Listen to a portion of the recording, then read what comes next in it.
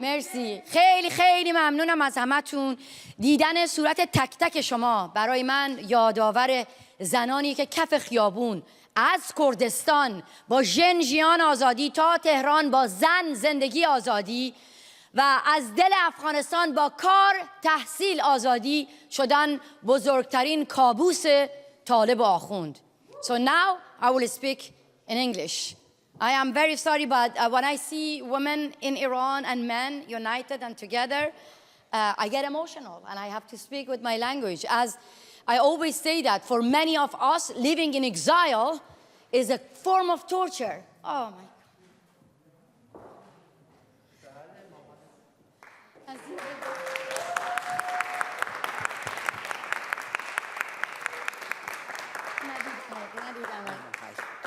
She is a real hero. She is the mother of Rayhana Jabbari. Before Me Too movement happened in the West, Rayhana was the one who stood up against a rapist who belonged to the Revolutionary Guards. They tortured her to make her to confess. She didn't. And that's why they hanged her. They executed her. And since then, Shila is not just Rayhana Jabbari's mother. She is the mother of millions of Iranian girls who stood up against oppression, against the rapist regime. So please join me.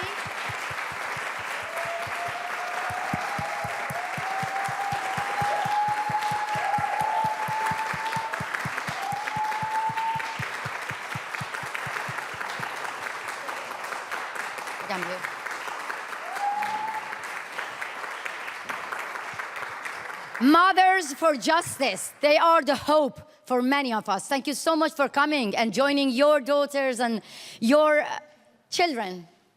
Thank you. Thank you. United against gender apartheid. That brought us all together, women of Iran and Afghanistan. And I want to be very, very, very honest with you guys. The Islamic Republic is really, really good at something, dividing us. We have to admit that when we know the problem, then we know how to fight against it. They know how to divide us. They know how to bring a fight between Afghanistan and Iran. But now we showed them we are better than them. We are united against the apartheid regime in Iran and Afghanistan because we know that we are being wounded by the same Islamic states, Taliban and Islamic regime in Iran. And that brought our sisterhood and unity together. I want to say that I am pleased to be only one voice among these brave women and men together who stood up, especially women of Afghanistan. I'm telling you with confidence that the people who give me hope now is the women of Afghanistan, because they have been erased from everywhere, but they are still the loudest one. And I'm so proud of my sisters in Afghanistan. I'm gonna go and sit in the crowd to show my support to you, because this United Against Gender Apartheid is a cause now, the conference by Roya, Mahboob, Shukria, by women of Afghanistan, and I myself as a one member, I am with you. But I want to sit there and support your, I might ask questions as well. Welcome. Welcome, women of, welcome. And Shukria Mahboob recently was elected. She was elected as the Vice President of World Liberty Congress in Berlin Parliament.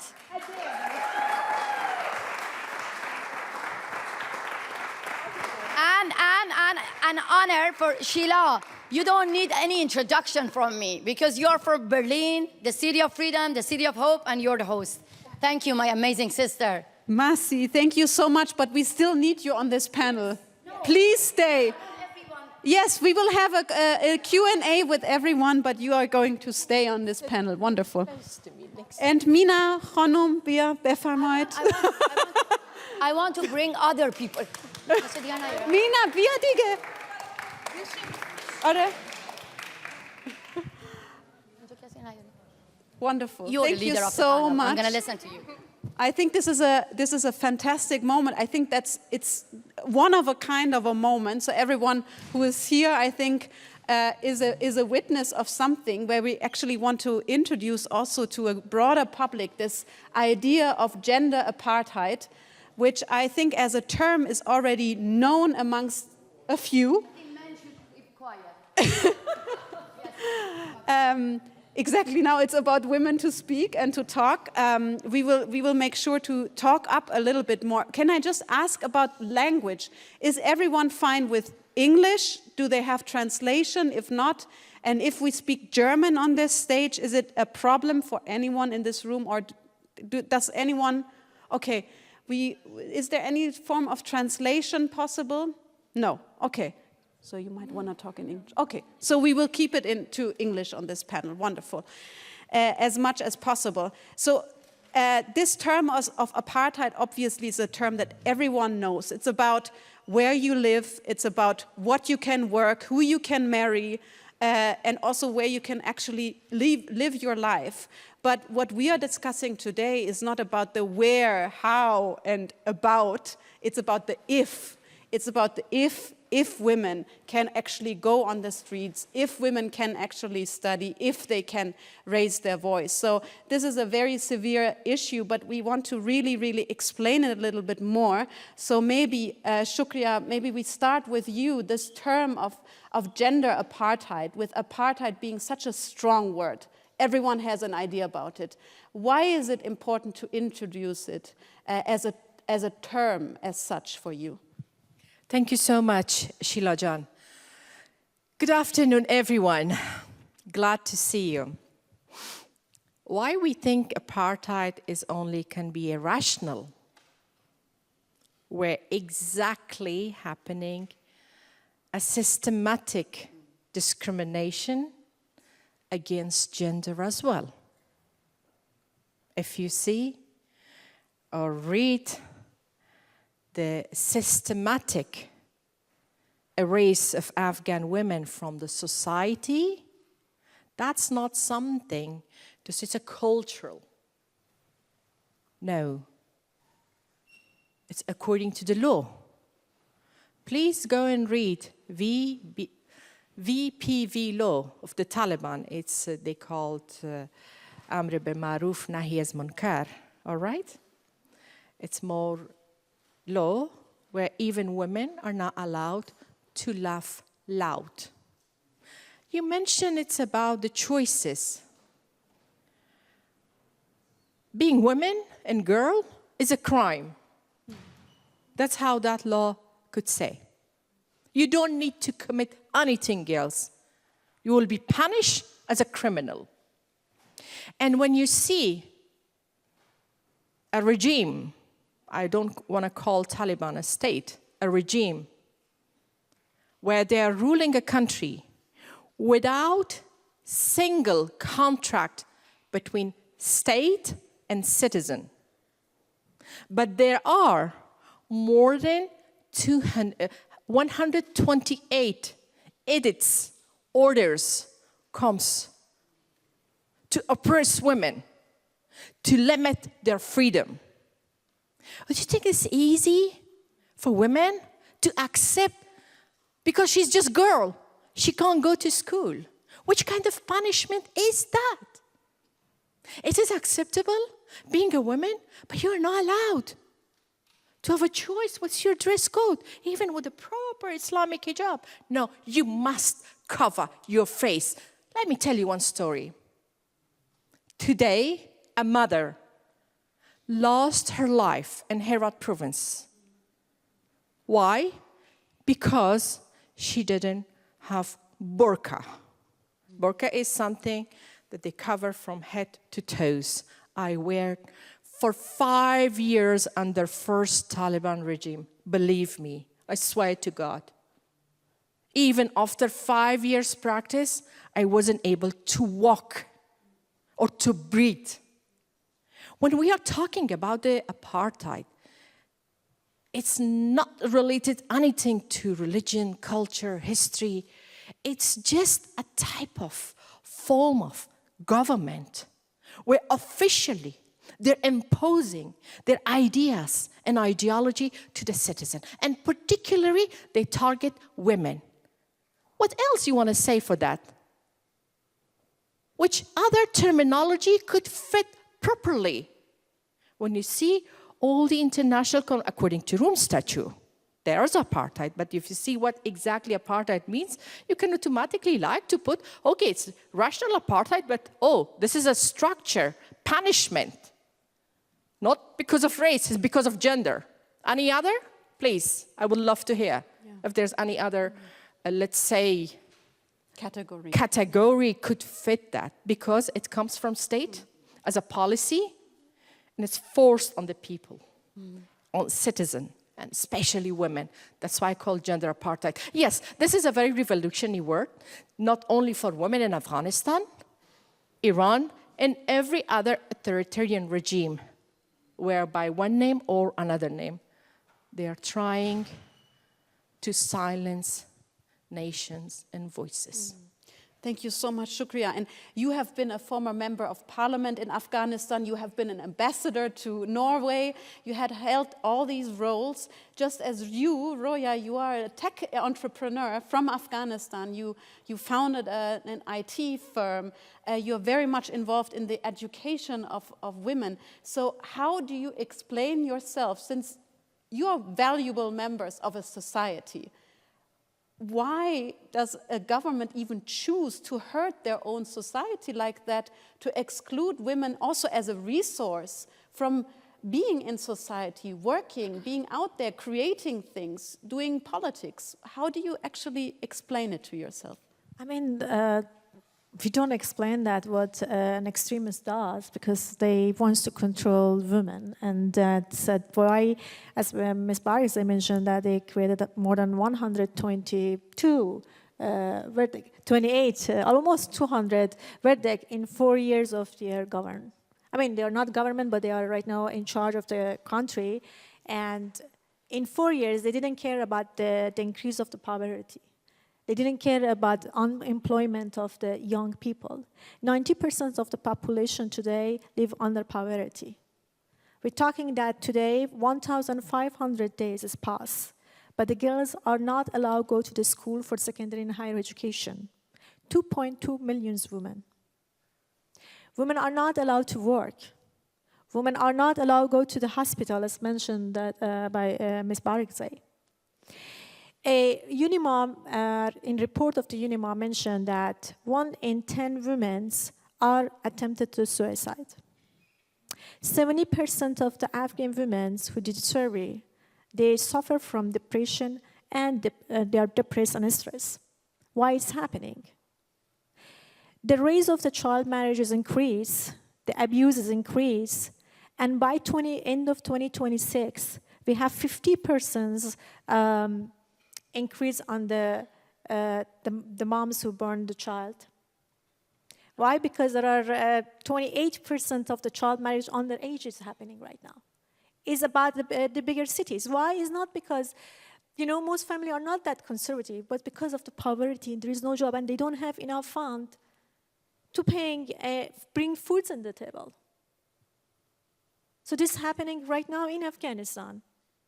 But backing to why the government does it, because the government, I know Ms. Barakzai is going to get angry.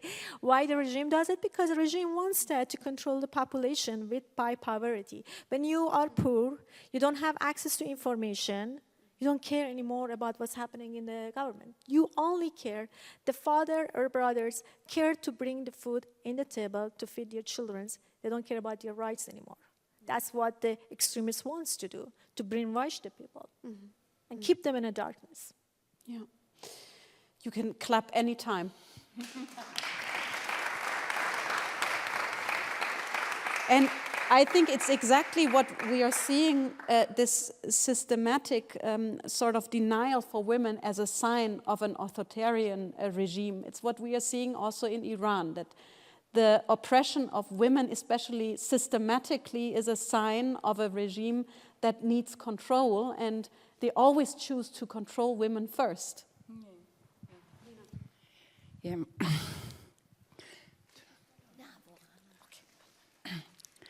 So, wir haben das so untereinander ausgemacht, dass ich das auf Deutsch sage und sie übersetzt. Du brauchst, glaube ich, ein Mikrofon. Die Frage ist, warum brauchen die autoritären Regime erstmal, zum Beispiel, wir haben das Beispiel im Iran, erstmal Frauen zu kontrollieren. Und ich will einfach das sehr einfach und sehr schnell erklären und dann auf Wunsch von Masih will ich, dass wir vielleicht Roya und andere afghanische Frauen auf der Bühne haben und dann wechseln wir. I want to explain it very quickly. Yeah. Why do authoritarian regimes need to control women first? So, was wir im Iran gesehen haben 1979 war ganz beispielhaft und ganz exemplarisch für wie es eigentlich läuft.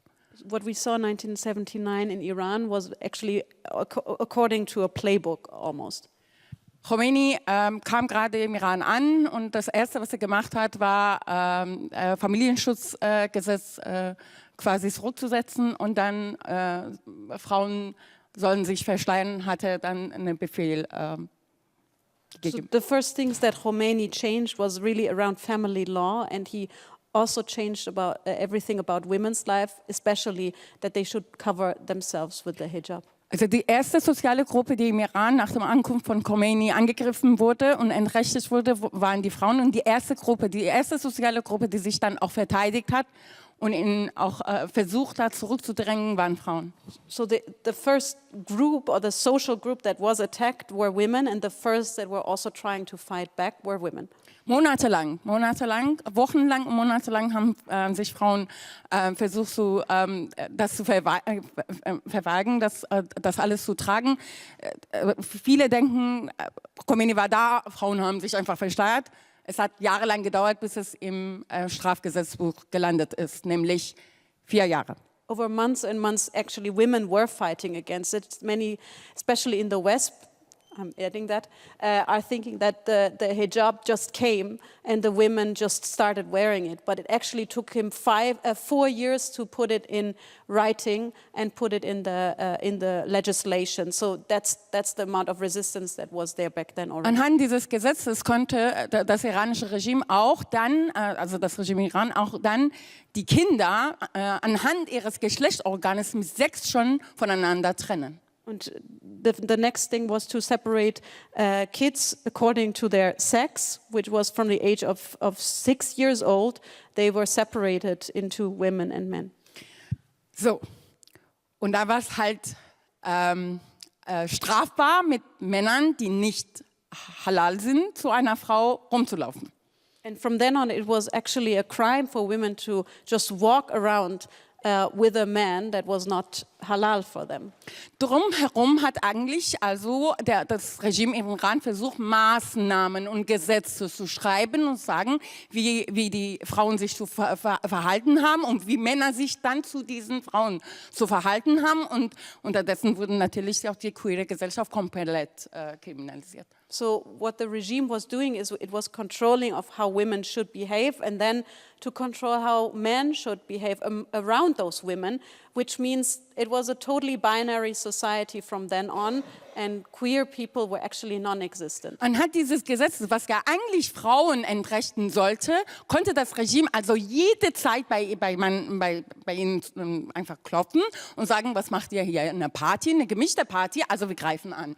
Anhand dieser Gesetze konnte eigentlich das Regime auch jederzeit jeder Mann und Frau auf der Straße einfach kontrollieren, Ausweise kontrollieren, komplett quasi unter Kontrolle zu bekommen, einfach mit der Frage, in welcher Beziehung steht ihr zueinander. Und das haben wir tagtäglich erlebt. Ich sage nur, So this legislation gave the regime the right to just really control everyday people's life, to just walk up to their homes and ask what they were doing, a group of men and women together, to just stop them in the street. So that was a big a big tool of control in everyday life. Meine Mutter gehörte zu den Frauen, die sich damals verweigert haben, diesen Kopftuch zu tragen. Das war erstmal so, dass sie war Hebamme, schon vor dem Krankenhaus. Das wurde erstmal für Arbeit Platz erstmal eingeführt, dass es zwangshaft ist, das zu machen. Und dann war es halt für die komplette Gesellschaft. In dieser Zeit hat meine Mutter versucht, immer vor dem Krankenhaus das zu tragen und wenn sie raus war, das wieder auszuziehen. So my mother was one of the women who were trying to resist wearing the hijab. She worked as a midwife, and it was first introduced at the workplace for women. And she always tried to sort of work around this whole regulation. She started wearing it only inside the hospital, then taking it off as soon as she was out of the hospital. Irgendwann musste sie das machen, irgendwann musste sie das auch auf der Straße machen, weil ein 16-jähriger Junge vor meiner Mutter stand mit einer Knarre und gesagt hat, Schwester, entweder trägst du das oder ich schieße ab.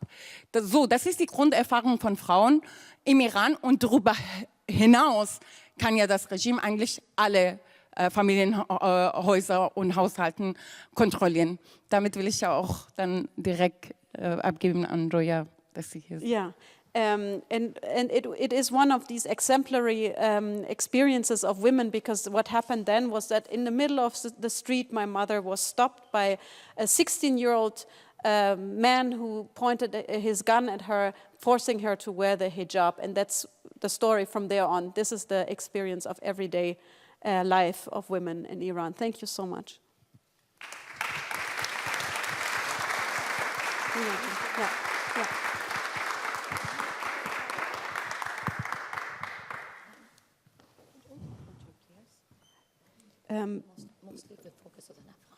Maybe we can first, before we Yes. we talk about another wonderful insight, we will first talk maybe about the term a little bit more, Masih, and really the introduction of the gender apartheid campaign, when it was introduced, and also how did it come about that this union of Iranian and Afghan women was built. Maybe you can tell us a little bit more about this campaign. When I say that I want to give the platform to women of Afghanistan, I really mean it. Because they were the one actually won the battle now.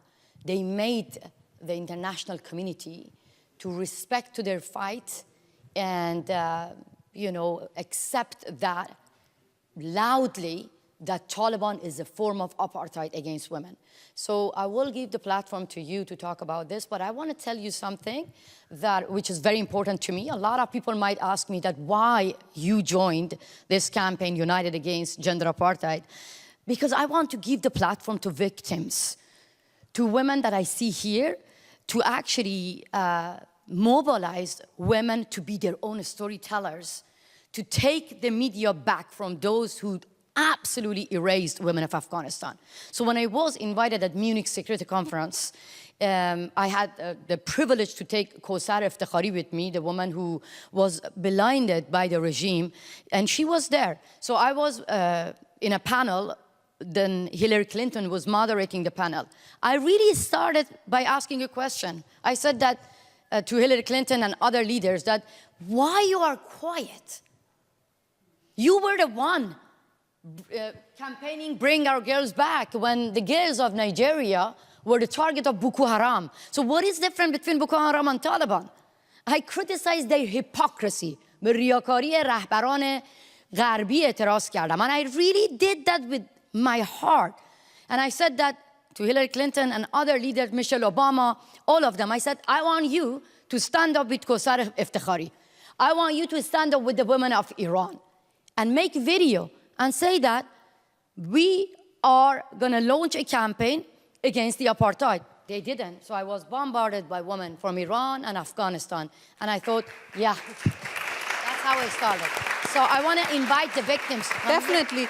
Definitely, but we have to talk about this, and maybe the two of you can also respond to it, because what is the answer you are getting? because the gender apartheid term was not introduced by you, with all due respect. It was already introduced in 1999 when a rapporteur was actually reporting about the first rule of the Taliban and what it does to women. So back then already we know that a representative of the UN categorized it as a form of apartheid. And why is everyone quiet?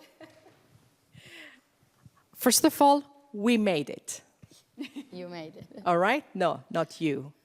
Whatever we achieved today, it's because it was our battle. We fight together, we stand together, and our unity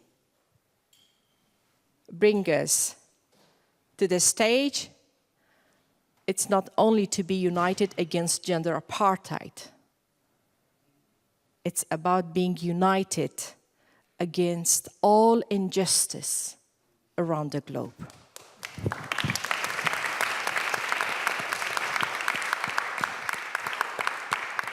Thank you. Yes, you're absolutely right. And Beijing Declaration, 30 years old. Yes, yes, exactly. 3 decades ago. Women from Afghanistan want the term of gender apartheid because at that time was the same Taliban. But what happened? In 2001, after the fall of Taliban, United Nations, it's not existing anymore. There's no need for that. Still, we push, no, you have to keep it on the document. We've been a victim of that kind of oppression and form of government. Well, it didn't happen. What happened next?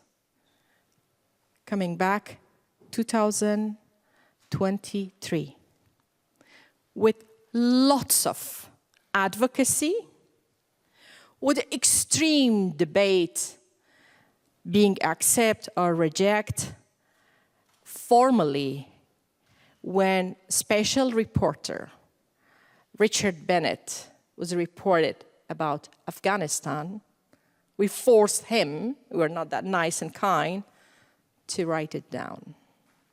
And let me say about a few things regarding the achievement as well. Because when we say we stand against injustice as a united force, yet we achieved a lot. International Criminal Court is a very prestigious court. Rome Statute is keeping, saving the dignity of human and talking about war crime, crime against humanity, and lots more. What have been done? The International Criminal Court, with the effort, non-stop effort, documentation, submission, advocacy, media campaign, finally issued arrest warrant. Yes. Supreme leader of Taliban, all right? This is not something we could close our eyes. We have to be loud about it because this was the result of our unity, standing with each other under the name of women being. Afghan women, Iranian women, women on the globe, feminists, everyone stand and we give a punch to the face of that brutal leader in a very democratic way. Second. We can be not really democratic. To be honest, I don't want my beautiful hands on this dirty face. No, I don't want to touch.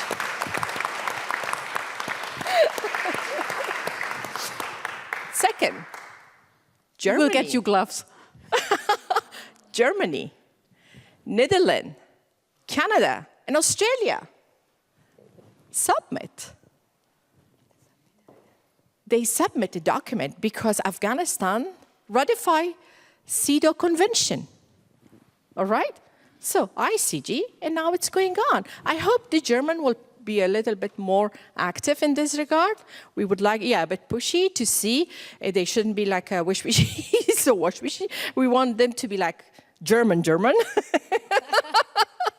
to see that result also for injustice. So that was like the sign of from where we start. But there are a woman, I met her, she says, like back 40 years almost, in Iran, when for the first time the regime of Iran, as you rightly mentioned, they imposed forced hijab on women. At that time also women raised. No matter what, when, this is the matter, we have to work together for the redefying, codifying gender apartheid and international stage, international conventions, declaration. This is the history of women. It's not about women in Afghanistan or Iran. It's not about religions. It's not about culture. We shouldn't let anyone to look at us, we are just an object. No, we are not anymore a voiceless people. We are anymore a blind. We are the loud voice, and we have to prove it. We shouldn't let anymore. It's not acceptable. It's 21st century anyway. Thank you so much. Yeah, absolutely.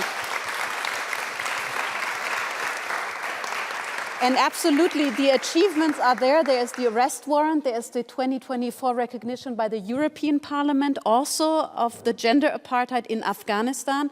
Of course. I forgot about that. It was also took a lot. No worries. Yes, I know. And also within the United Nations, there's quite a support for the introduction of this term and also making this something that can be recognized. And in Germany, we have this special problem that every country now faces, that after 2-3 years of Taliban rule, 4 years, sorry, that there is some sort of normalization of also, you know, the relations with the, you don't call it a government, a regime or a regime. So especially in Germany, we were shocked that the Taliban flags were now being exposed, that also there's relations now with this government, especially when it comes to some sort of deals according to for refugees and things like that. So this is especially painful, I think, for people like you to see that we're forced out of power and forced out of every position that you held. And now governments like the German one is dealing with the Taliban as a rightful partner, let's say. Maybe you have some thoughts. I just wanted to add that during the 20 years of the Republic, the time that we had democracy, the Afghan women achieved a lot. We had the schools that 10 million, thank you, 10 million we had go to the schools that 30% of them were women. We had female judges, we had female parliament, ambassadors, we had ministers, and we had a lot of the women who do businesses. We had a robotic team that go to the stages and compete. During my time, after the first fall of Kabul, Taliban, I had just get excited about a computer to see it and call it the magic box. But a new generation of the Afghan girls could go to the stages and competed in the robotics and AI with many other nations. So the Afghan women achieved a lot. Not only Afghan women, we had the freedom of speech. We had a lot of the media, thousands of medias, the TVs and the radios. We had, our economy grows.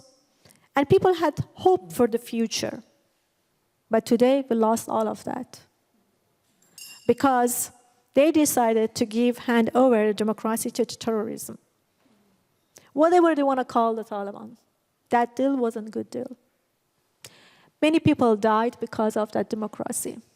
They fought shoulder by shoulder by NATO and American soldiers to fight for democracy and dignity and freedom of speech. We all lost it.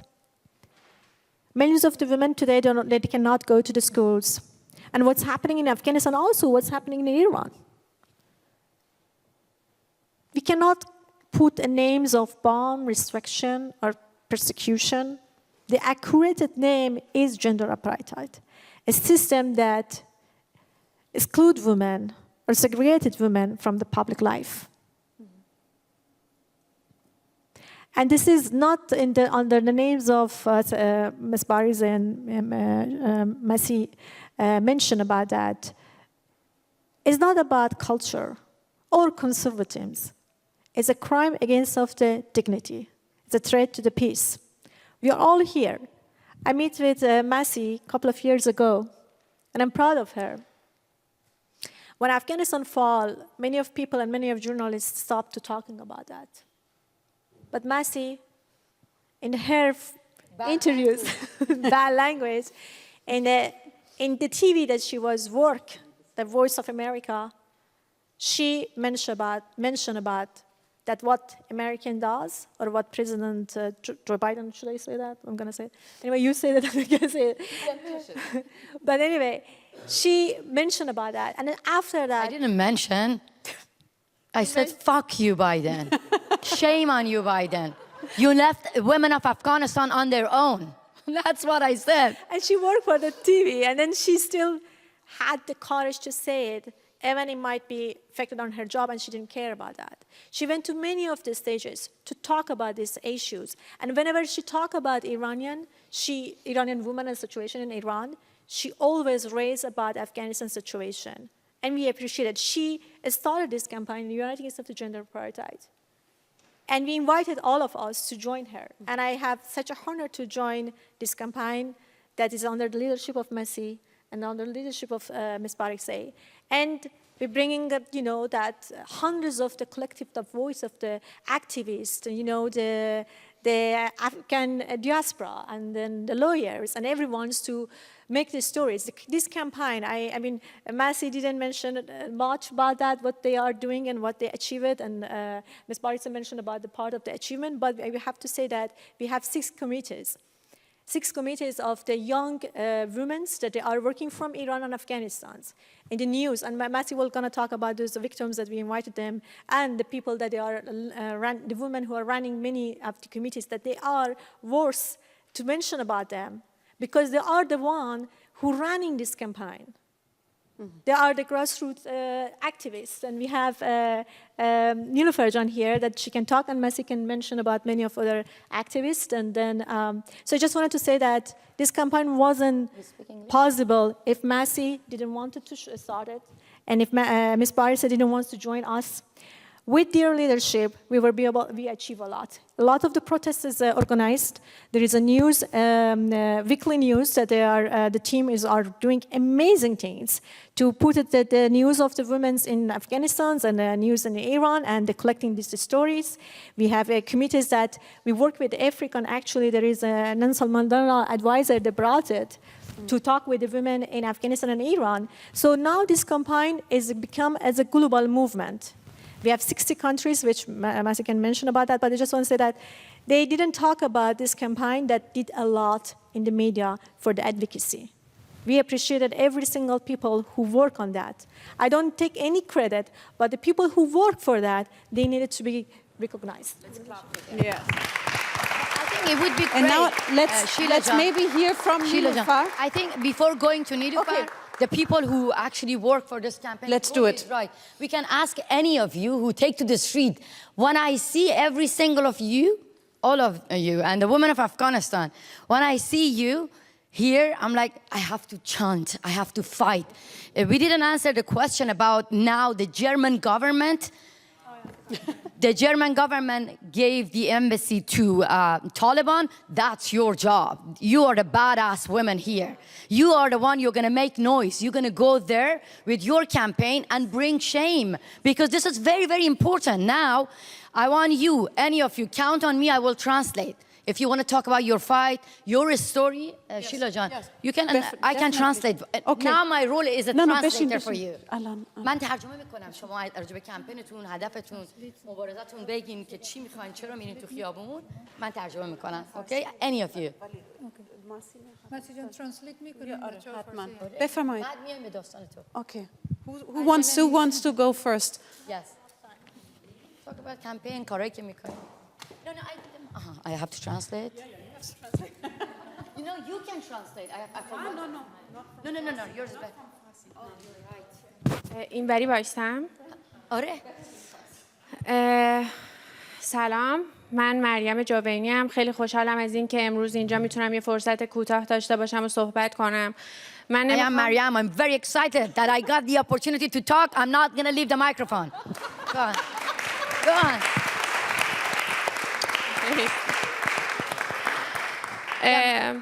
من نمیخوام از جنایات جمهوری اسلامی بگم، از پرونده هاشون انقدر ماشاءالله جنایت دارن که اصلا همه میدونن. من میخوام از خودم بگم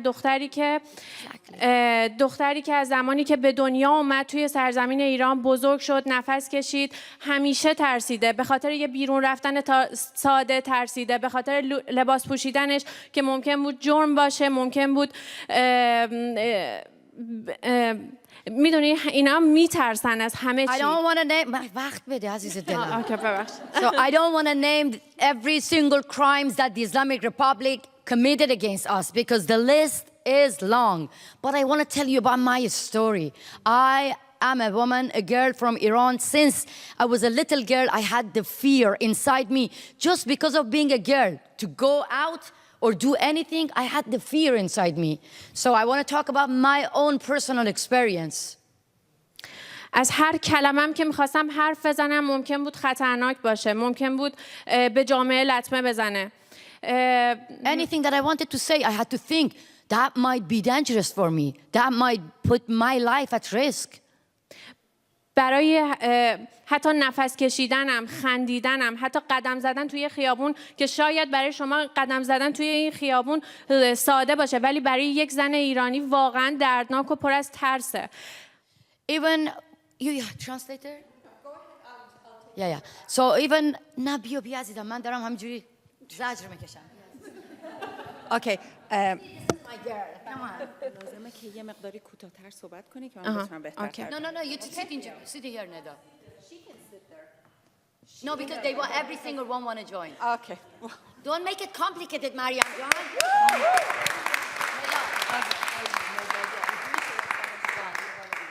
از اول کنی نه از اونجایی که بعد مسیح ترجمه می‌کنه. معذرت می‌خوام. خواهش میکنم. من کلا میخواستم بگم که زنهای ایران فقط واسه یه لباس پوشیدن سادهشون، واسه حرف زدنشون، واسه حتی نفس کشیدنشون، خندیدنشون، قدم زدن توی خیابون ساده که شاید واسه خیلی‌ها توی کشورهای مختلف زندگی میکنن یک چیز ساده باشه، اما برای زنهای ایران پر از ترسه، پر از وحشته. So what might be very, I try my best to translate, please bear with me, it's not going to be word by word. So what for the women elsewhere in the world can be a very easy and taken for granted process, like wearing what you want, going where you go, walking on the street, eating what you want, laughing, can be very scary experience for the women in Iran. همین ترس ها باعث شده که من امروز قوی تر باشم، صدامو بلندتر کنم. من به دنبال آزادیم، به دنبال حقوق بشرم، به دنبال عدالت هستم و این رو نه تنها برای خودم بلکه برای تمام زنان سرزمینم میخوام. And but this fear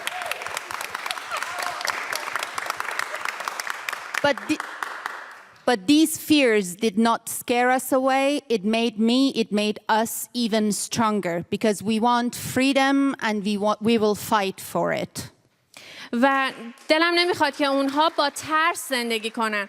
واسه همین ما عضو کمپین اتحاد علیه آپارتاید جنسیتی شدیم به خاطر اینکه ما دنبال برابری هستیم، دنبال آزادی هستیم.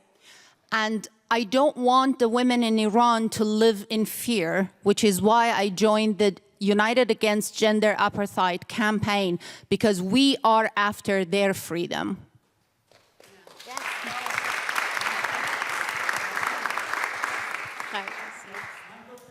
Thank you so much. Of course. You want to say something? Yeah, you are translating. Are you going to translate? من خیلی خوشحالم که امروز کنار خانم‌های خیلی قوی ایرانی هستم که صدای تمام مردم، تمام زنان و مردان افغان و ایران هستن که برای برابری زن و مرد تلاش میکنن. تا موقعی که زن بودن جرمه، تا موقعی که آزادی برای زن هیچ حریمی نمیذاره. اوکی. خب. From now on, از اینجا به بعد هر کی خواست حرف بزنه بیاد وایس بغل دست من که من دستشو بکشم. And I... So, we have a gentleman. Hi, عزیزم. خواهش می‌کنم. So, he's saying he's very happy to be here next to the women of Iran and Afghanistan, the fearless women of Iran and Afghanistan. من از تمام مردان ایرانی میخوام که نه تنها مبارزه برای برابری زن و مرد، که تنها زنها باید این کار سخت رو انجام بدن. ما مردها هم باید کنار زنها بایستیم و کمکشون کنیم.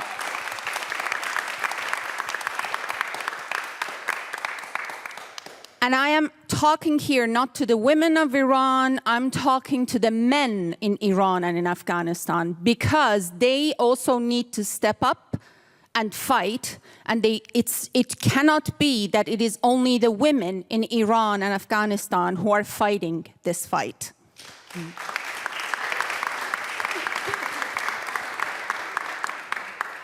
همون جوری که الان خواننده‌های مرد میتونن تو ایران آواز بخونن، باید ما مردها دست به دست هم بدیم تا خانوما هم بتونن تو ایران حق آواز داشته باشن، بخونن و آزاد زندگی کنن.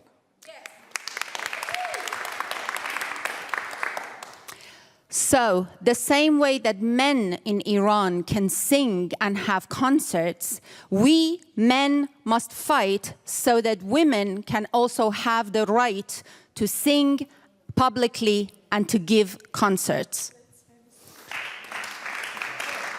Okay, thank you. Okay, you keep the mic. Who knows what's coming? But maybe I can take back one of these remarks, and then we go on in the crowd, because this is a wonderful thing that I think every woman on this planet knows. This pain of where are the men actually. Where are the men? This is a big question. And Iran was one of these countries where we saw the men stepping up, and we saw a few Afghan men also stepping up for women. And I think few. Only few. Yes. Only few, not more than... But as I said, it's a universal pain of women always that is actually, that's what we are looking for. Niloufar? Yeah, because everybody talked except you. We invited you here to support us. Should I be brief? Hello, everyone. Thank you so much, Masih John. You have been a source of inspiration. You have been. I want to mention. No, Grab the microphone. I don't want to wait. No, why should I waste the breath on men while I can talk about the strong women? So I will be very brief. Who I am? I'm Niloufar Ayubi, a journalist, activist, and women entrepreneur from Afghanistan. Why I wear so many hats at a not so young age? Because we had a very limited time to grow in Afghanistan, and we made sure that we use it to the fullest. My story begins from the first era of Taliban. I was born in a complete darkness. When I was born, Taliban was already in power. My brothers and sisters who had experience of life before Taliban, but I had no idea of a normal world. The only thing I knew that women will stay inside home and women will only be serving the men, and the men will be the head of the families. I remember as a young girl, 4 years old, I think, I was playing outside with boys, and a scary mullah came and then looked at me and slapped me. And I didn't understand. He said, "Why are you not wearing a scarf?" A 4-year-old child. I was terrified. And he said, "If next time I see you playing with the boys without a scarf, I'm going to punish your father." I ran to the home crying to the arms of my father. And he asked, "What happened?" I said, "A guy slapped me and said, 'You're not wearing a scarf and I will kill your father.'" He was so angry that a man raised hand on his daughter. He looked at my mother and said, "Bring the scissor." Next thing I remember, he chopped my beautiful hair. I had a curly, beautiful hair. And then asked my mother, "Dress her as a boy. From tomorrow, she's not a girl." And then from that moment on, until the age of 13, I was not Nilofer anymore. I was Ismarai. I was a boy. I accompanied my father everywhere he went. He took me even to the men's hammam. And his excuse was that I will not let these uneducated goons to decide for my daughter. I will...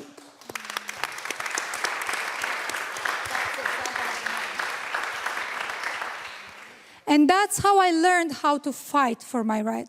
But at that time I didn't understand. But now when I see it, now I have a 9-year-old son. And now that I remember that as a boy, a young boy, dressed as a boy, a girl dressed as a boy, I had more rights than my mother. The mother who gave birth to me, but just because I was, clocked as a boy. If she had to go to the market, she had to take my hand and go. If my sisters needed something from outside, they had to beg me to bring it to them. At that time, I didn't know, so I would tease them. I would say, if you want this, you have to bribe me something. But now I know that I was being so bad, and how hard it was for my family. It is a solution. For me, it was a blessing, but there are many other women who had to sacrifice their gender because they had no male in the family. And they had to be very careful not to be caught, because if they were caught, they would be stoned to death. It was a very, very dangerous practice that women did just to survive or to save themselves from forced marriages to the Taliban commanders. Because any widow without a man in the family, the Taliban would become my 4th, 5th, 6th wife, because I can be your mahram. This is what Sharia says, Taliban Sharia, of course. And from there, my activism started, and I haven't stopped today. We had 20 years, but these 20 years weren't easy. Madam Barakzai was part of writing the Constitution of Afghanistan. She paved the way for us. But we had to start the fight from the homes, with the neighbors. I remember my brother coming home, banging his head to the wall, and fighting with my father that because everybody knows your daughter's name, I don't want to go out. I am ashamed. The men tease me because they know my sister's name. And my father would say, I don't care. My daughters are equal to you. They're no less than to you. You should be proud that they know your sister's name. But yes, God bless him. In 2016, end of 2016, I gave birth to my first child. In the hospital, when they were making this birth certificate, my name was nowhere to be found in the Republic era. And I was shocked. After 9 months of pain, after going through a cesarean, and here's my baby, and I have no right over him. And right from there, we started the campaign, Where is My Name, with girls from Herat. Brave girls of Herat. And then Masih, that's how I met Masih, because she was the first one to reach out and to globalize our campaign and to join us. And next, the White Wednesdays, when we joined her. And today, here on the platform of Gender Apartheid. When I heard Masih on the stage, her call, I said, I have to give a video, even though I hate recording video. So she was my Hillary Clinton. Yes. Responded. Yes. My video is pinned on my X account. You can see the attacks from men, from Iranian regime, and from Taliban. But I have kept it pinned just for the world to see what we are fighting. And the comments are the evidence of what we are talking about. I will not take much of your time, because if I go on, my life, it can become a series. So I will leave it at that. But I would like to, with your permission, to call on my sisters. We have some of the leaders of the women movement in Afghanistan. I want to acknowledge them, and I want them to take the stage and tell you how did they mobilize and stood against Taliban in front of their faces on the streets of Kabul, while I was here trying to help them and make their voice global. I will call on Mauluda John, Fauzia John, and my other sister. Please come.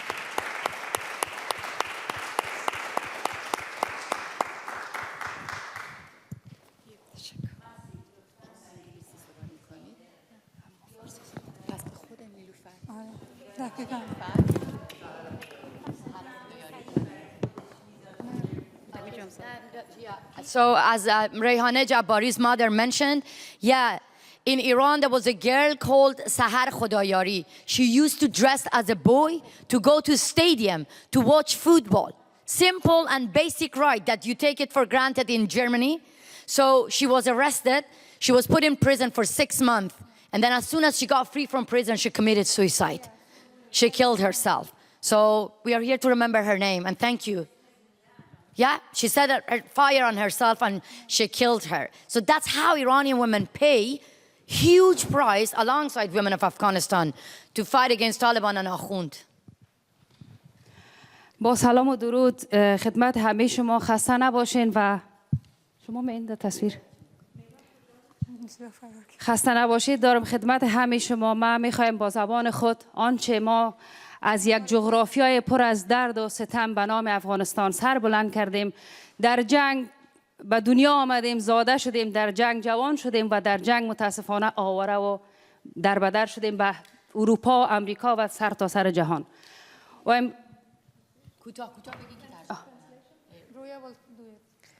و ناگفته نمانه قبل از او خودم معرفی کنم، مولوده توانا هستم، یکی از مسئولین جنبش های اعتراضی زنانی افغانستان و فعلا با جمعی از همکارا و همرزمایم و افتخار حضور با شما عزیزا را دارم. She said that she's Maulud Tawana, that she's one of the women that who running one of the Afghan movement in Afghanistan, and she's with two of her colleagues. And it's a pleasure to be here with all of you. But just allow me 1 second. They are the women in the street. They stand in front of the Taliban. They had carried gun. They didn't step back. They stand. They were in prison. They stand for their rights. They raise their voices. So this is how courage, brave women they are.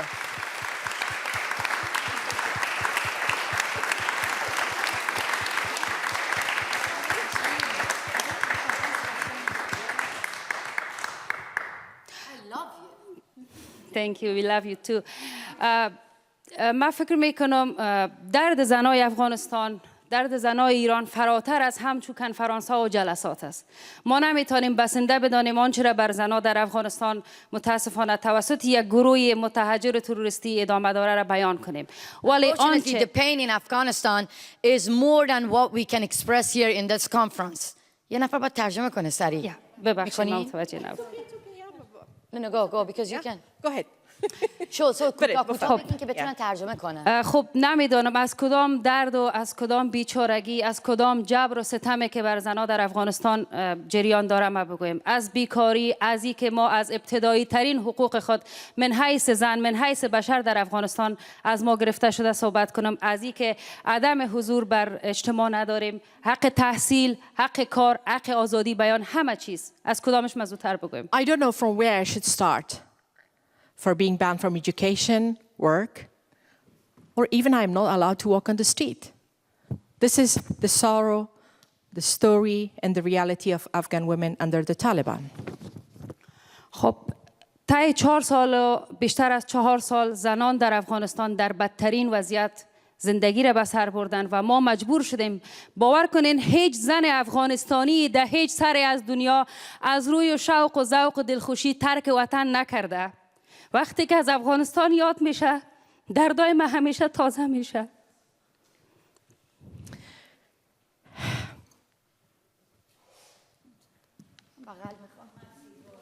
Yeah. It wasn't a choice for me to be here, to live my country in my homeland. It was not a choice I made, but this is the situation. This is the situation of Afghanistan. This is the oppression regime. What's brought me here? To be honest, if you have a choice, will you leave your homeland, your culture, your identity? if I'm talking to you, free word. It's very difficult to live somewhere else. It's not really easy. Go ahead. خب من نمیخوایم که بسیار تراژدی چه ولی متاسفانه درد ما همینقدر عمیق است. دوست ما را که پالی من میبینین یاقوت از جمله کسایی است که در جاده های کابل در روبرویی با طالب با طالبی که تا دندان اسلحه با تفنگ رویارویی کرده باشن. متاسفانه یاقوت از کدام است یاقوت جان؟ خیلی بهت قصه خودش بگویه. یا سیس بگوی یاقوت جان یک دو سه جمله گپت بگو. سلام و عرض ادب دارم خدمت همه شما.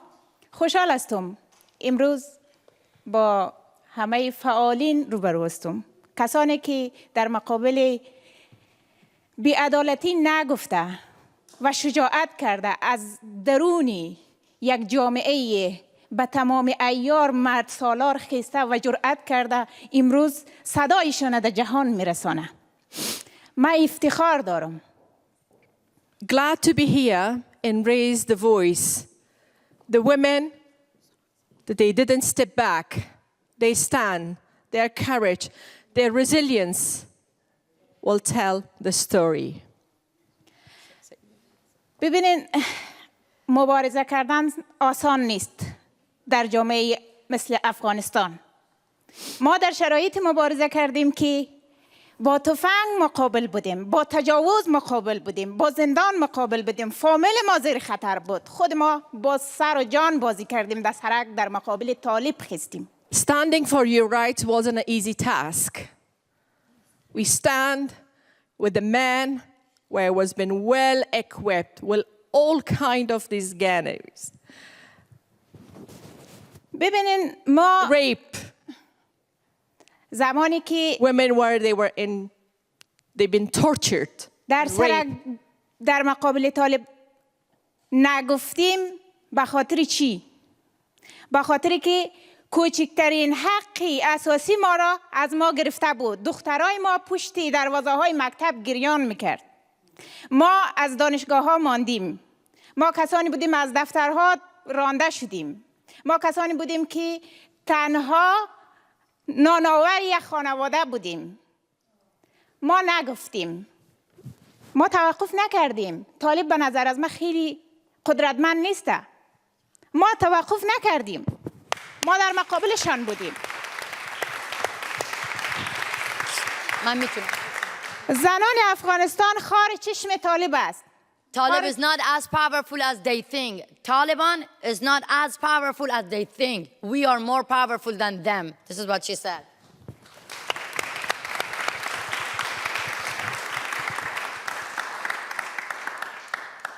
ما اشک داریم. ما احساس داریم.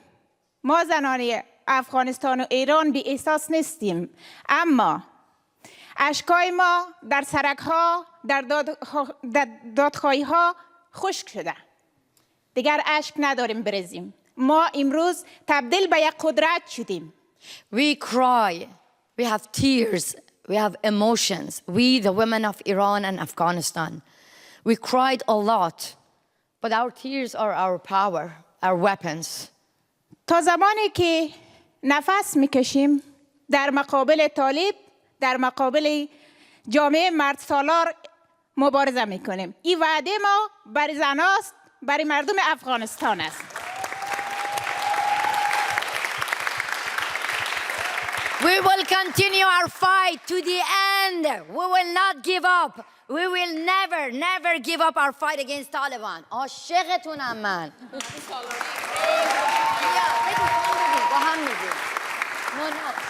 ما به خاطر دختری که در غور به خاطر ازدواج اجباری آتش میزنه خودخوره ما مبارزه میکنیم.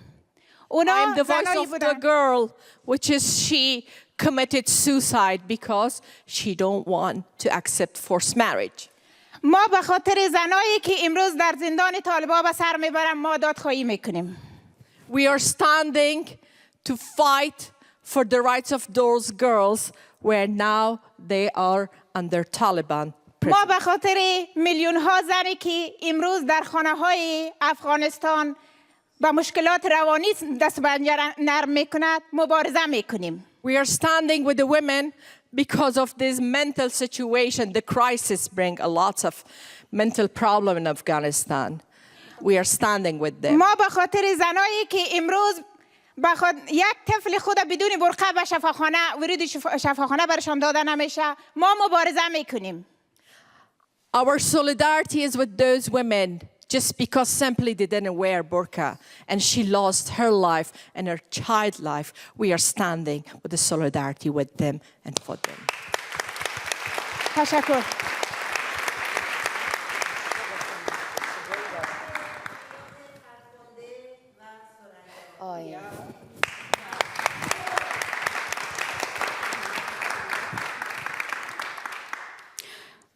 به نام خدا، فوزیه وحدت هستم. من خبرنگار در افغانستان مدت 13 سال در رسانه کار کردیم. Her name is Fawzia Wahdat.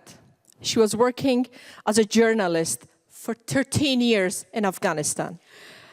زمانی که طالبان آمد با وجود از اینکه دکترها و خبرنگارا آزاد بودن باید کار میکردن با حجاب، اما من از رسانه توسط طالبان منفک شدم و شوهرم به شهادت رسید به دلیل از اینکه در اعتراضات اشتراک کردم و صدای آزادی را بلند کردم. She was been dismissed by Taliban just simply because she was standing in the demonstration against the Taliban to raise her voice. من با یک کودک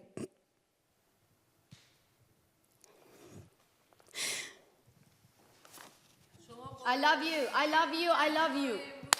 We have each other. We have each other. Yes. Unity. Love is unity. You are strong. Really. She's a mother. This amazing woman, her husband was killed. I just learned that in the car. Listen, our tears didn't say we are a victim. We are a survivor. We are. من با کودک 7 ساله فکر بکنین از مرز ترخم به پاکستان آمدم.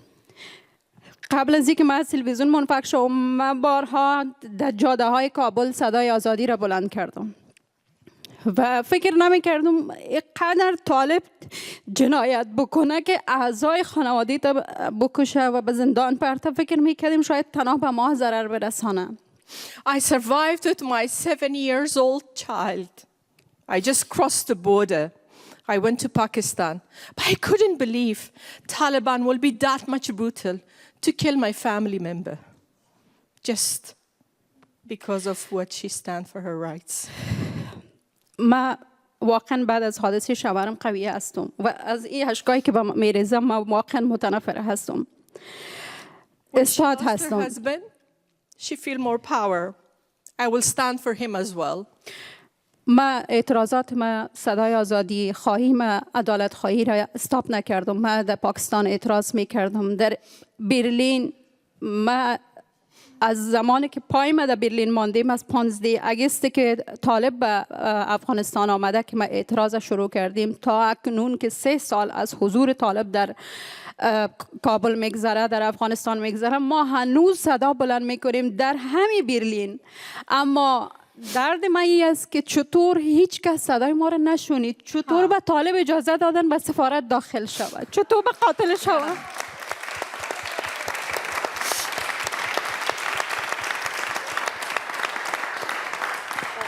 I didn't give up. No matter when I was in Kabul, Pakistan, or in Berlin. But I'm shocked and surprised why our loud voice was not been listened, and they let Taliban to be even in Berlin, in Germany, and handovering our embassies to them. قاتلین مردم افغانستان اجازه دادن که بیاین در برلین. اینا دارن قشنگ از طالب حمایت میکنن. ما را به نام از این که طالب شما را میکش آوردن اینجا، بعد قاتل شوهر ما را آوردن داخل سفارت. It's very difficult to see that those who they killed my husband, those group now sitting in our embassy in the heart of Europe. is that Europe...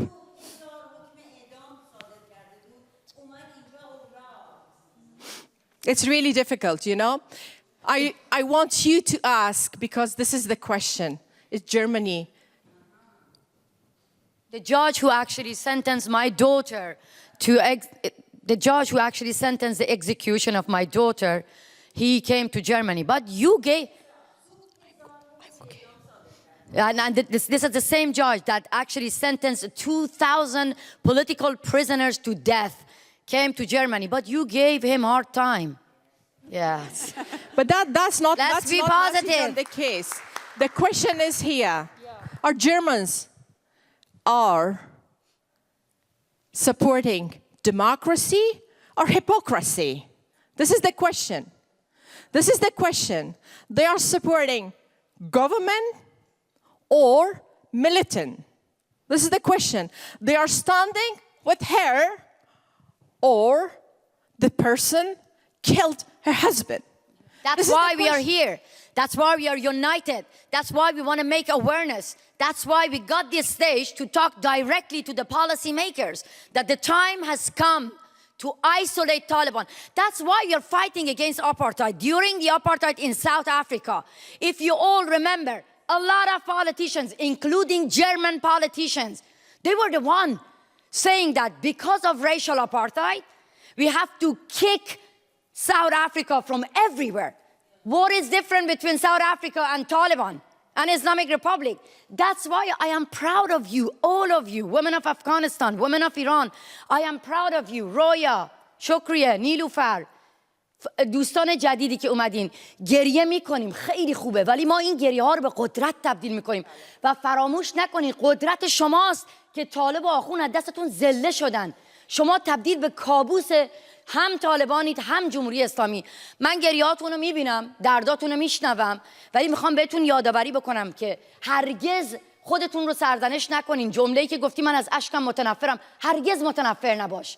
ممکنه به تو بگن پس تو زن ضعیفی هستی، یا غمگین شدی، یا افسرده شدی. بر هر کسی چنین دردی روان بشه، بر هر کسی چنین آواری روان بشه، گریه میکنه. پس گریه تو قدرت تو و من به تک تک شما افتخار میکنم و ازتون خواهش میکنم از همینجا همه جورم حمایتتون میکنم که یک روز رو انتخاب بکنین برای زنان افغانستان. همه با هم بریم جلوی همون سفارتی که آلمان در اختیار طالبان قرار داد، صدامون بالا ببریم.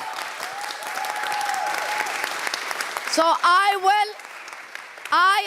I call on all of you, every single woman here from Iran, from Afghanistan, from Berlin, take to the street, and I will come myself in front of the embassy here to talk directly to the German government that the embassy that you gave to the Taliban is the same embassy that actually collecting all the information of women here who came to live in exile. Now they live in fear because the German government gave the embassy to Taliban and put the lives of all these women at risk. So let's take action. Crying is something that we really understand each other. We hug each other. Our tears bring us together, but we need to take action. We need to take action. Count on me and take to the street. Pick one day. Call to action. Call all the girls and men as well to come to you. Men in Iran are united now with their sisters. Where are the men in Afghanistan now? We don't have. We have to call on them and bring. Woo! So this is call to action. We pick a day. We call everyone to join us. Okay, wait. We will. Let's let her finish. We will. So this is our call to action, and we will work together, and we will inform you about the day, and then we show the power of these women. We will talk together, and we will not give up our fight. Thank you. We would like to see also Germans, not only Iranian and Afghan. If humanity is shared, if democracy is shared, if freedom is shared values, then let's stand with it. Thank you so much. Thank you so much for everyone who was involved in this wonderful event and wonderful panel that we actually flipped around, which is just the right thing to do. And I think there's no better way than to end like this with a call to action and actually an invitation for everyone to join. The only question is, how do we find out about this protest? Would you mind to give her, I think she's not done. She wants 30 seconds. اول از اینکه تشکری میکنم از همه دوستایی که در کنار ما استاد شدن. دردی را که من امروز بیان کردم فقط از خودم نیست، به میلیون ها زن افغانستان با این درد مواجه هستند که فرصت صدا کشیدن حتی ندارن و از افغانستان حتی بیرون شدن نمیتونن، به اونا پاسپورت دادن همیشه. این درد میلیون ها زن افغان است و من خواهش میکنم که در کنار زنای افغانستان استاد شوین و شعاری که ما از جاده های کابل شروع کردیم تا برلین ادامه داره: Do not recognize the Taliban. Do not recognize the Taliban.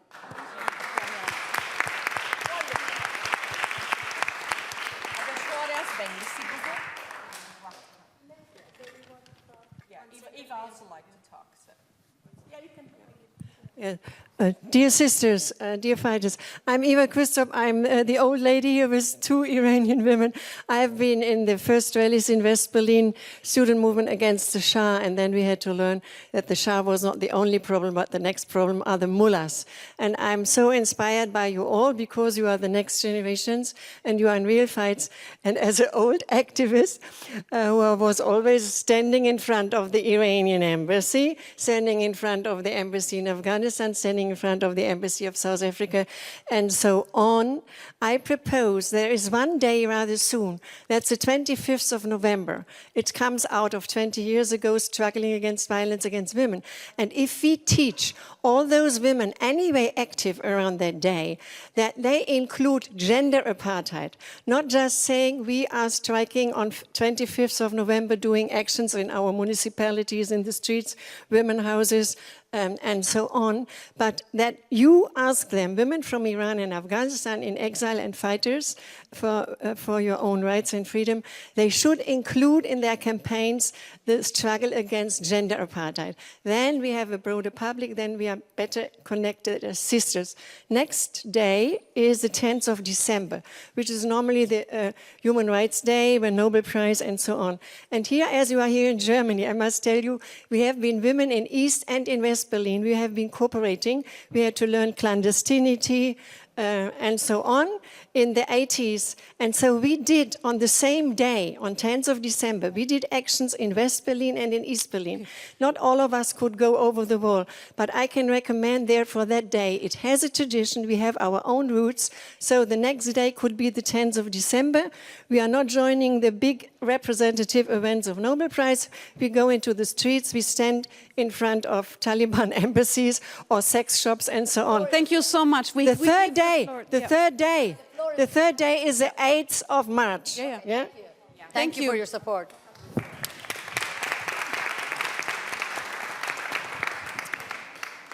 Once again, thank you so much. Just at the end, I want to talk very shortly as a comment.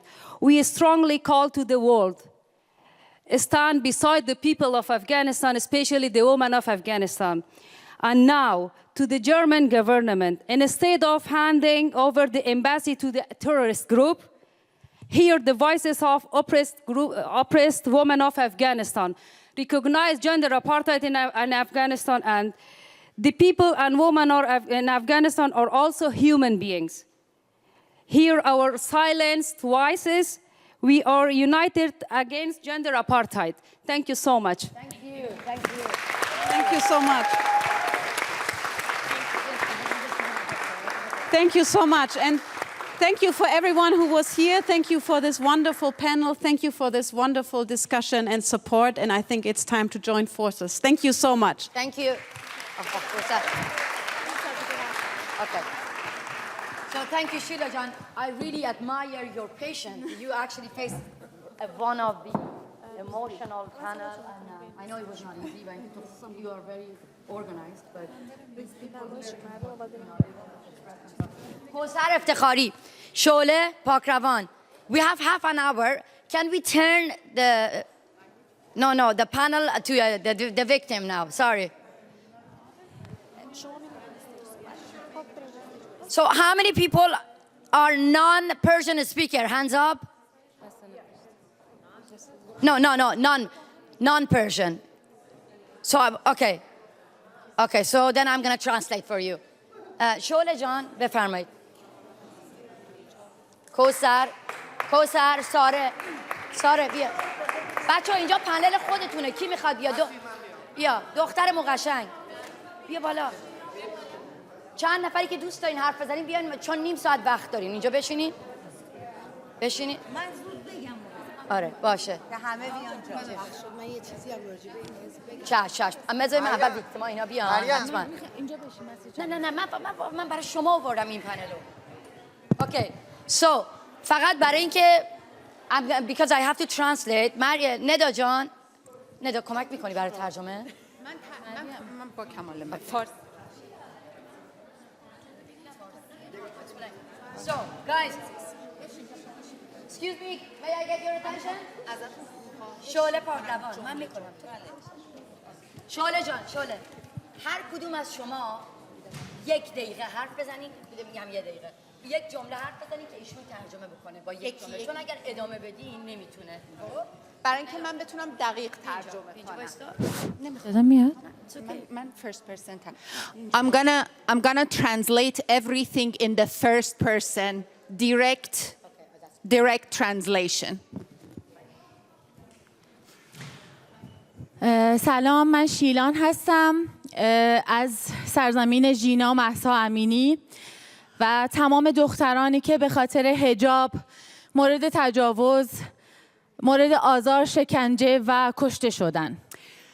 Hello, my name is Shilan. I'm from the land of Mahsa Amini, and I come from the land where women, because of being a woman, have been raped, tortured, and killed. اگه بخوام در مورد دردای زنان ایران و افغانستان بخوام صحبت کنم خیلی زیاده. دوستان گوشه هایی رو اشاره کردن، مسیح جان کامل توضیح دادن.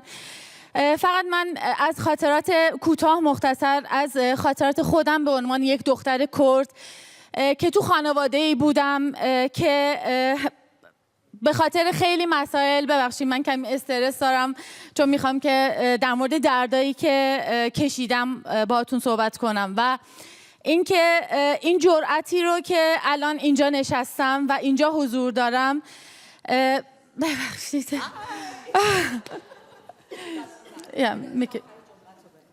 این جرأت و مسیح علی‌نژاد، مژگان کشاورز و کسانی که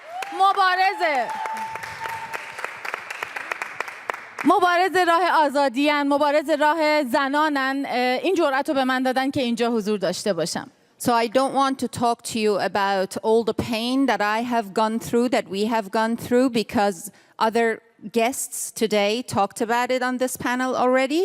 I just want to say that we are here because of the courage and the support we received from the like of Masih Alinejad and Mojgan Keshavarz and others. Mojgan Keshavarz is the one running all the youth committee. Yes. Mojgan Keshavarz was one of the women of white people. Mojgan Keshavarz was one of the women of white Wednesdays campaign. She took the white headscarf on a stick. She took the white headscarf in the street. She waved it everywhere to mobilize women. And she was in prison for 4 years. Now she managed to get them all united against gender apartheid. به افتخار مژگان کشاورز یه دست محکم بزنیم. و فقط اینجا آخرین حرفم اینه که راه ما زنان ایران و افغانستان ادامه داره و با تمام قدرت میریم به امید نابودی جمهوری اسلامی و طالبان. جن جیان آزادی. جن جیان آزادی. So all I want to say is that our fight, the fight of the women in Iran and the fight of the women in Afghanistan will not stop. We will continue fighting until we are free. Woman, life, freedom. مسیح جان یه لحظه میای اینجا بی زحمت. من سعی میکنم کوتاه صحبت کنم. مسیح گفتم بیاد حواسش باشه. دوستان سلام، وقت همگی بخیر. من علی قلیلو هستم، از اولین مردانی که پشت زنان وایساد و ازشون حمایت کرد. Hello, I am Ali Qolipour. Qolilu, I apologize. I am one of the first men, well, that's a very big claim. I am one of the first men who stood behind women and supported them. No, he meant he was one of the first women who joined the White Wednesdays campaign, and he was right. Okay. He was right. When he joined, when one of the women, Vidam Wahed, put the headscarf on his stick, I didn't. created a hashtag called "Where is the Girl of Revolution?" So I was waiting for women to say I am a woman, but I suddenly received a video from a man. For once you were happy. Yeah, for the first time I was happy because when he put the headscarf on his stick, then a lot of men joined us. Yes. این افتخار من بود که پشت زنان سرزمینم وایسم، نه افتخار برای مردا، افتخار زنان من بود. ولی من میدونین اولین نفر بودم چون که سالها حکومت، مردان، پدر، عمو و برادر بزرگ من پشت هیچ زنی وای نایستاده بودن. It was an honor and it is an honor of my life that I stood up for the women, not as a man, but as a supporter of women, because for generations, my brothers, my fathers, my grandfathers never stood behind the women in their lives and in our lives. کسی اینا رو به ما یاد نداد. میدونیم ما از بچگی وقتی دیدیم که مامان به خواهرم گفت یقتو ببند، پاهاتو ببند و بلند نخند، زود بیا خونه.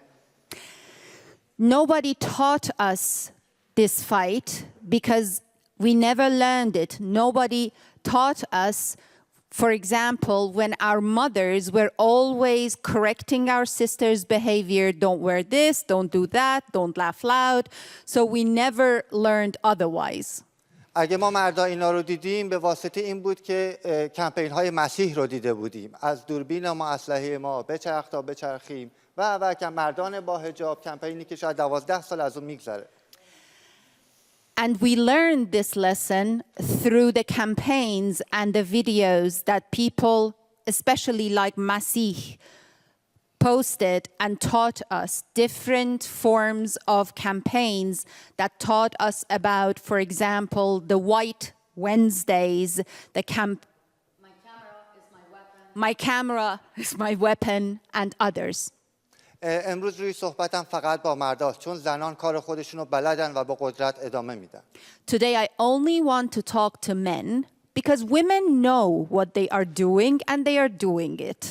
هر مردی که فکر میکنه جمهوری اسلامی و طالبان حکومت دیکتاتور بزرگ هست یادش باشه که خودش میتونه یک دیکتاتور کوچیک باشه به عنوان کسی که به حق خواهرش، مادرش و همسرش احترام نمیگذاره. Any man who thinks that the regime in Iran or the Taliban in Afghanistan are the big dictators, they should look at themselves and see if they themselves are the little dictators against their mothers, against their sisters, against their wives. در پایان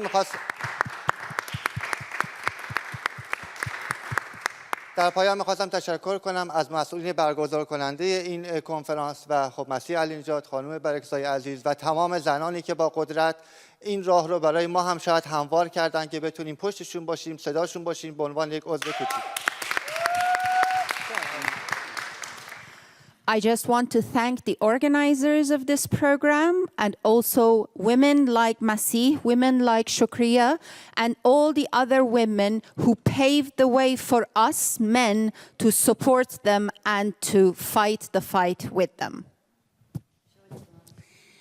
موضوع من یه خورده فرق میکنه با داستانایی که تا الان شنیدیم. در نتیجه یه خورده صبور باشین تا اصل موضوع رو متوجه بشین. My story is a little bit different from the other stories you're hearing right now here on this panel. So please bear with me so that you understand what I'm trying to tell. خیلی ها هستن من میبینم الان توی غرب به خصوص با ویدیوهایی که از ایران میاد میگن که مشکلی دیگه نیست. زنای ایران مشکلی ندارن. من زنی هستم که در ایران درس خوندم، کار کردم و خانواده تشکیل دادم. With the videos we see today, coming out of Iran, many people think or ask themselves or even say, there is no problem in Iran.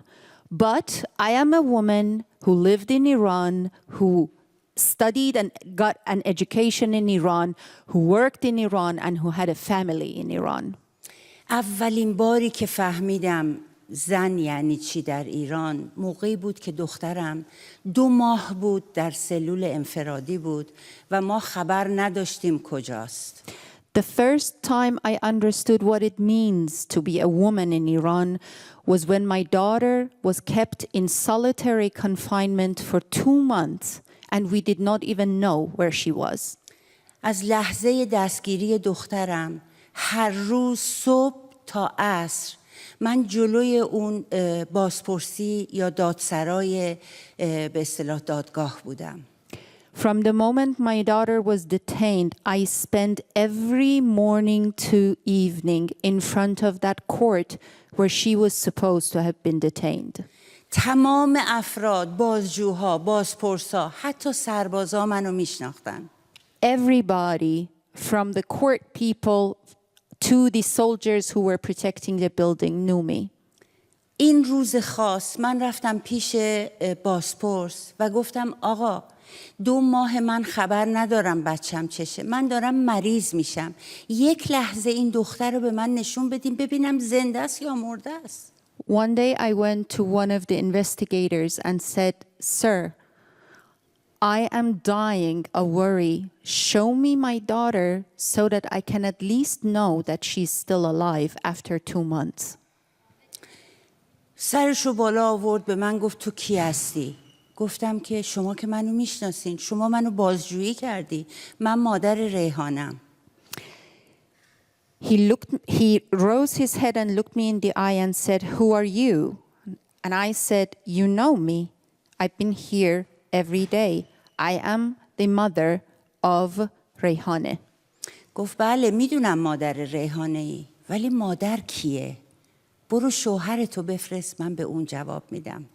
و این اولین باری بود که من فهمیدم به عنوان یک زن در مقابل قانون و مردان قانون هیچی نیستم. حتی اگر هنرمندم، حتی اگر کار میکنم، حتی اگر درس خوندم، حتی اگر توی خانوادم مثلا میگن رئیس، بعضی زنا چه میدونم یه خورده مدیریتشون شاید بیشتر باشه، ولی در مقابل قانون هیچی نیستیم، هیچی نیستیم. He said, "I know you're the mother of Rehane, but who is a mother? Go bring your husband to receive an answer." And on that day and on that moment, I understood that I am a nobody. Even if in the family, even if I'm an artist, even if I studied, worked, created a life, even when I'm a matriarch, because there are women in Iran who are considered the matriarchs of the family, when you face the law, you're a nobody as a woman in Iran. دخترم در زندان منو با بی پناه ترین و بدبخت ترین زنان ایران آشنا کرد و بعد از اعدام دخترم من فهمیدم که اگر روی پا وای نسیم، به زنای افغانستان دارم میگم، من دختر بزرگم بود، عشقم بود، قلبم بود، ولی رفت. اگه قرار باشه اون خشممون، اون غممون، اون گریهمون، اون رنجمونو کنترل نکنیم، خورد میشیم و در عمق دپرسیون گیر میکنیم.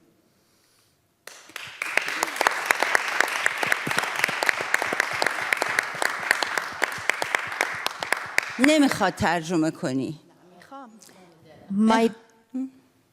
My daughter introduced me to the most vulnerable, selfless women who were in prison. And after she was executed, after the regime killed my daughter, I realized that this was...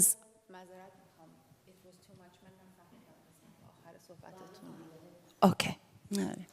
الان میخوام بگم زنای افغانستان این روشیه که من دارم. خیلی وقتا آدما میان با گریه منو بغل میکنن و من داغونم از درون، ولی اون اشک رو واقعا قورتش میدم توی شکمم، یه نفس عمیق میکشم و میگم این اشکه باید تبدیل بشه به اینی که تو وایسی.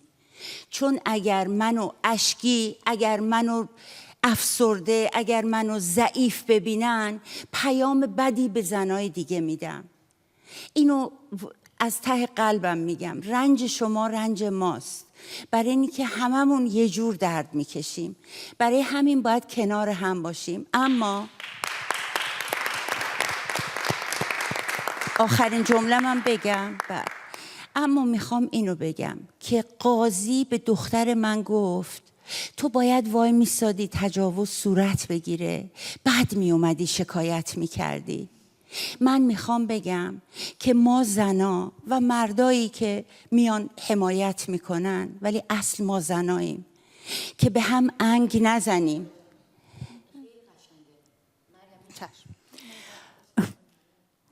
All good. I go back one or two sentences because I missed the track.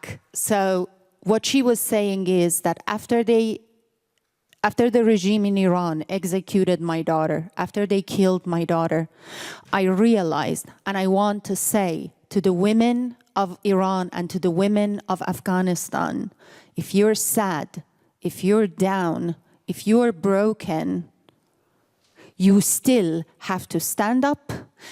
You have to fight the fight. And when people come to me and hug me and cry, I am broken, I am crying inside, but I pull myself together and I keep upright. We need to stand together. We need to stand high up.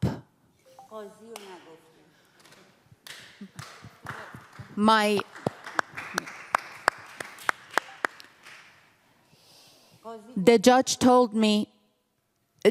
told my daughter in the court, you should have allowed him to rape you, and then you could have come and filed a lawsuit.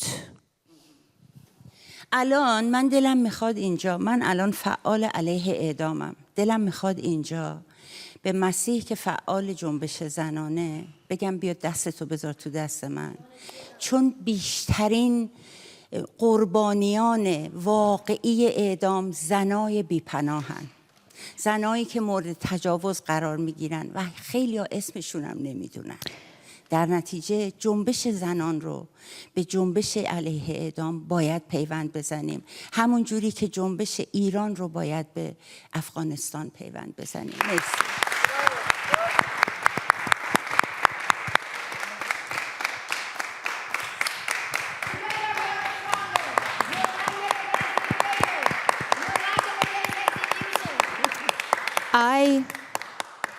I am an abolitionist.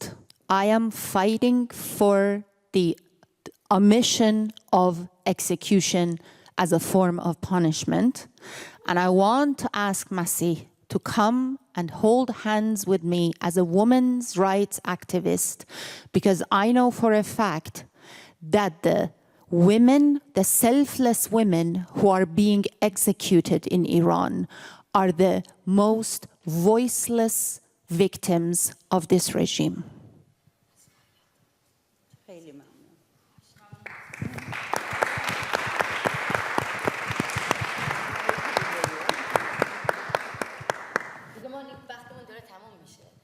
برای همین هر کدوم یک دقیقه، چون یه دقیقه هم وقت ترجمه میگیره که بعد سالن باید تحویل بدیم. Thank you so much for being patient. I cannot believe that you're still with us. We speak in Persian, but you're still with us. Thank you so much. Thank you.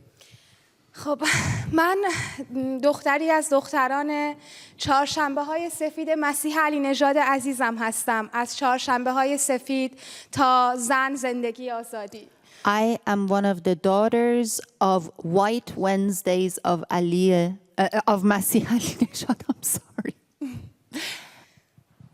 روزی که خبر کشته شدن مهسا ژینا امینی رو توسط گشت ارشاد شنیدم، میدونستم مهسا چی کشیده و مأمورین زنی که همجنس خود من بودن در سالن گشت ارشاد وزرا چه بر سر مهسای وطن ما آوردن. The day I heard the news that the morality police had killed Mahsa, I knew how she had suffered what she had experienced. I knew that the women of morality police, women who are our own sex and our own gender, how they had mistreated her. 2 ماه قبل از به قتل رسوندن مهسا جینا امینی من رو در تیر ماه 1401 توی همون ایستگاه متروی حقانی که مهسا رو دستگیر کرده بودن من رو دستگیر کردن و من رو هم به همون سالونی برده بودن که مهسا رو برده بودن. وقتی خبر کشته شدنش رو شنیدم میدونستم چی بر سر مهسا آوردن و توی اون لانه نحس وزرا مهسا چی کشید. حتما همون خشونتی رو تجربه کرده بود که بارها به من و زنان دیگه ایران اعمال شده بود. 2 months before they killed Mahsa, 2 months before they arrested Mahsa, they had arrested me, and they had taken me exactly to the same location where they had taken Mahsa. So I knew exactly what she had felt and what she had endured. انگار پاره تنمو ازم جدا کرده بودن. یه خشم و نفرت خیلی سنگینی توی وجودم زبانه میکشید. انگار مهسا من بودم، خواهر من بود. یه دختر رو به خاطر نداشتن حجاب اجباری جمهوری اسلامی کشتن. خودم رو به روبروی بیمارستان کسرا رسوندم و همراه جمعیتی که اونجا برای مهسا جمع شده بودن داد زدم این همه سال جنایت، مرگ بر این ولایت، مرگ بر این ولایت، مرگ بر این ولایت.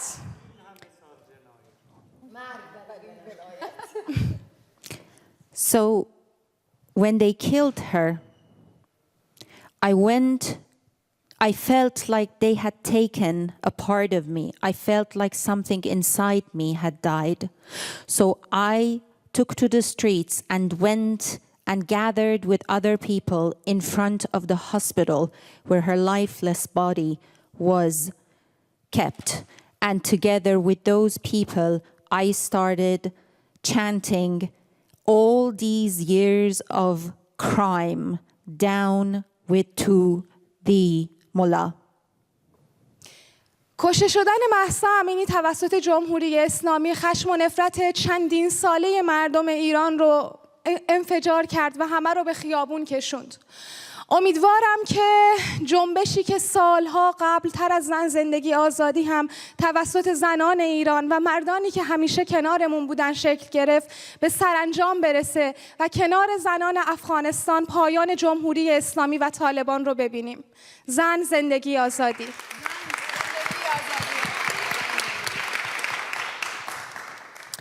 The death of Mahsa triggered the whole revolution in Iran and triggered all the protests and dissent against the Islamic regime, and it is still going on.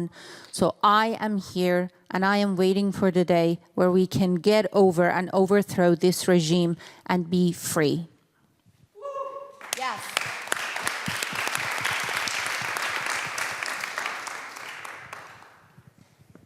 درود به همه عزیزایی که نشستید اینجا. اولا که خیلی خوشحالم کنارتون هستم. میشنوم دردم میگیره، دردم گرفته. فقط میخوام بگم که ما قربانیای دیروز، جنگجوهای امروز هستیم. دیروزمون رو یادمون میاره که امروز بتونیم مشت محکمتری بزنیم تو دهن این رژیم. Hi, I want to say I'm very grateful to be here, and I want to say that we are the victims of yesterday and the warriors of today, and we are here to fight back against the regime in Iran. مسیح شما من میخوام به 2 چیز اشاره کنم. بچه‌ها گفتن یا رو گفتن.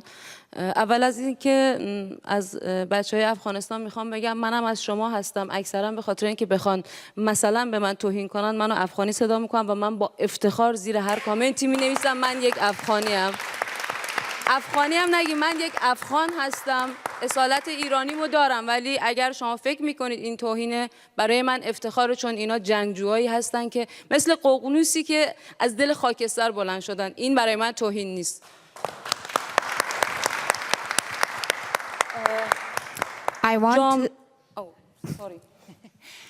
I want to say to my Afghan sisters, sometimes on social media, the trolls want to insult me by telling me that I'm an Afghan. And I want to tell you, this is an honor for me to be considered an Afghan. I wear those insults as a badge of honor because there is nothing that speaks to that form of racism. همینجور که میدونید من یک لزبیانم، یک همجنسگرای ایرانی. بچهای LGBT ما توی ایران بایکوت شدن و ما تریبون زیادی نداریم، ولی خب داریم تا جایی که میتونیم استفاده میکنیم. میخوام اشاره کنم به زنهایی که لزبیان به دنیا میان و بچهای حالا ریشه‌های دیگه‌مون هم هستن، ولی خب چون خودمو میخوام مثال بزنم، من در ایران به دنیا اومدم به عنوان یک زن، اما حق بدن خودمو ندارم. بدن من انگار مال من نیست، انگار صاحبش جمهوری اسلامی، انگار صاحبش اجتماع مردممونه. من حق این که توی اتاق خوابم کی رو ببرم رو ندارم. اگر بخوام اون کسی که میخوامو ببرم اتاق خوابم، قطعا باید برم چوبه دار اونجا جواب پس بدم. I identify as a lesbian and as a member of the LGBTQI community. And I want to tell you that my community, our community, has been completely sidelined. We do not exist on the record. And I want to tell you that I have the least to know, actually, I apologize, I stand corrected. I have no control over my own body. Whoever I want to be intimate with, whoever I want to have in my life, I have to compare and contrast that person with the gallows because that's the punishment. یه 20 ثانیه میخوام یه پیامی بدم، اصلا با این سالن کار ندارم، یه پیامی میخوام بدم به زنهایی که مورد تجاوز قرار گرفتن. به هیچ عنوان خجالت نکشید. شما گناهکار نیستید. اون کسی که میاد میگه بی‌بندوباری اگر تو بیای فریاد بزنی و بگی به من تجاوز شده، اون آدم بی‌بندوباره. ازتون خواهش میکنم به خاطر اینکه اون متجاوزگر به خودش اجازه نده یک قربانی دیگه داشته باشه، تا میتونید فریاد بزنید. حق گرفتنی دادنی نیست. حقتون رو بگیرید و ماها پشتتونیم، هستیم، صدای شما هستیم. And I have a message for the women who have been, for the people who have been subjected to rape, for the victims of rape. I want you to not be silenced. I want you to not be ashamed. Stand up and we support you, because your silence means that the rapist is going to take another victim. But if you stand up, we stand up and we shame the rapists.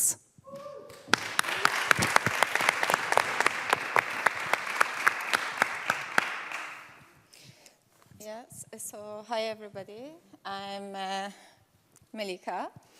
I try to speak English, but my English is not very good. Sorry. So, phenomenal. What? It's phenomenal. It's beautiful. Good. Go, girl. So, yeah, I born as a girl. It's mean I have to live like shadows with no voice, and I have to live very, very carefully. So I hate my body. I hate my gender. You hated, not yeah. Yes, I hated my body and my gender. So I put like a boy, I have a boy name, and I live like a boy, like as a boy outside the house. When you were young? Yeah, when I was young. So, because I don't... It's okay. Sorry. So, but when I was 70 years old, I had some problem. I have to operation. And I need my father to science. So I couldn't find my father. My father don't come in a hospital because he think I'm, if I do, so I'm not a Bakr. So not so for the gender reassignment surgery, I was in the hospital, but I needed the signature of my father so that the operation could go through. But my father refused to give that signature because in his thought, if I had a gender reassignment surgery, I would not be a virgin anymore. Yeah, sorry. Thank you very much. Stay strong, my sister. Thank you so much, everyone. Thank you for coming. Your solidarity is beautiful. We fight together until the end of Taliban and Islamic Republic. Woman, life, freedom. Woman, life, freedom. زن زندگی آزادی. زن زندگی آزادی. ژن ژیان آزادی. ژن ژیان آزادی. United against gender apartheid. United against gender apartheid. United against dictators. United against dictators. تحصیل کار آزادی. تحصیل کار آزادی. And united against execution. And united for our sisterhood, for our family, for our love, for Iran, for Afghanistan. I love you all, guys. Thank you so much. Thank you. صدامو دیگه از دست دادم. Thank you. خیلی ممنون. مریم جان.